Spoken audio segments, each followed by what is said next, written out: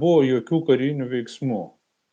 Tai jūs paklauskit lygiai tą patį klausimą, o kodėl vakarų Europos valstybių vadovai, valdantieji, sutiko nužudyti savo šalių ekonomikas, griauti savo šalių ekonomikas, nors tai yra totalus absurdas. Seniai parsidavę, seniai valdomi, tinkamai valdomi. Jūs atsakykite, kodėl, kai viešai pasakė, kad Angelos Merkel telefoną šnipinėjo ir įrodė tą, amerikiečiai šnipinėjo savo sąjungininkės Angelos Merkel telefoną ir žinojo, kokias žinutes jinai rašo, ką ir kur su kuo. Ir kodėl po šitokio skandalo nulis, niekas. Jūs atsakykite į klausimą, kodėl Vokietijos prezidentui, o jisai prieš tai buvo Šteinmaieriui, prieš tai jisai buvo užsienio reikalų ministras, Vokietijos prezidentui, kai jisai pasakė, kad nori atvažiuoti į Kijevą, Kijevas uždraudė atvažiuoti. Uždraudė, pasakė, negalima, nes vokiečiai pasielgė netinkamai. O paskui po kelių mėnesių leido, padarė malonę ir nuvažiavo Vokietijos prezidentas. Ir kai nuvažiavo, dar padarė cirką. Sirena, garsiakalbiai, raketos lekia ir į Rūsį jį įkišo. Į slėptuvę. Kodėl garbingų šalių vadovai taip elgėsi?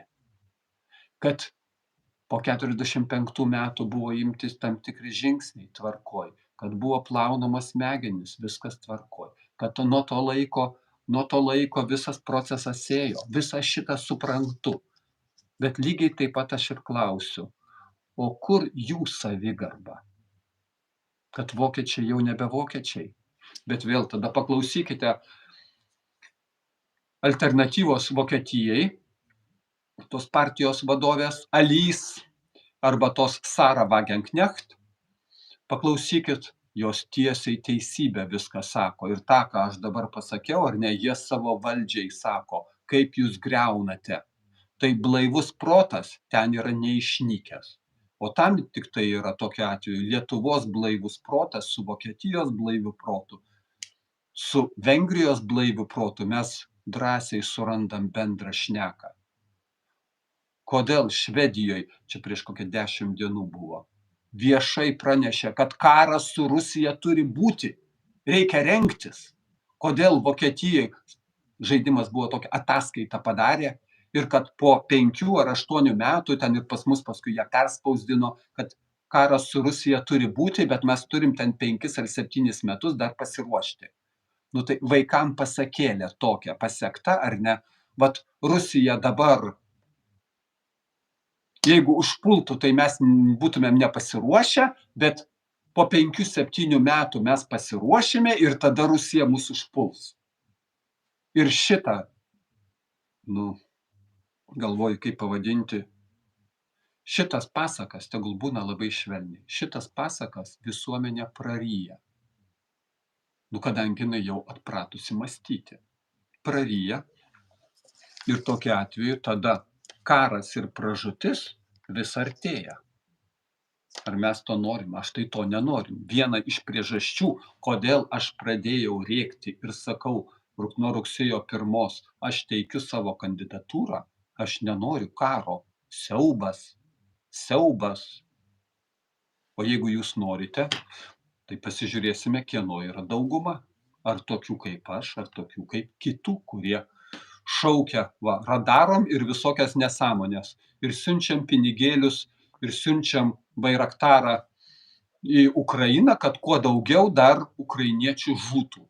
Ukrainiečių sąmoningai pasakiau. Nes Rusija negali pralaimėti šito karo. Tiesiog, neįmanoma, kad jinai pralaimėtų. Vakarų karo prieš Rusiją Rusija nepralaimės.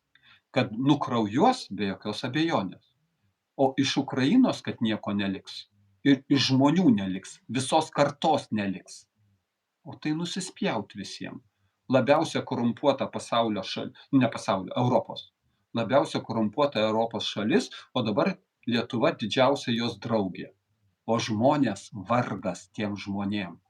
Vargas, ukrainiečiai irgi žmonės, kaip ir lietuviai žmonės. Jiem padėti reiktų. O mes jiems siunčiam pinigėlius, kad dar didesnės darytų machinacijas. Aš kalbu apie finansinės machinacijas ir pinigų plovimus, kad kai kas praturtėtų ir ką pagautų gatvėse, nusiųstų kaip patrankų mėsą į frontą.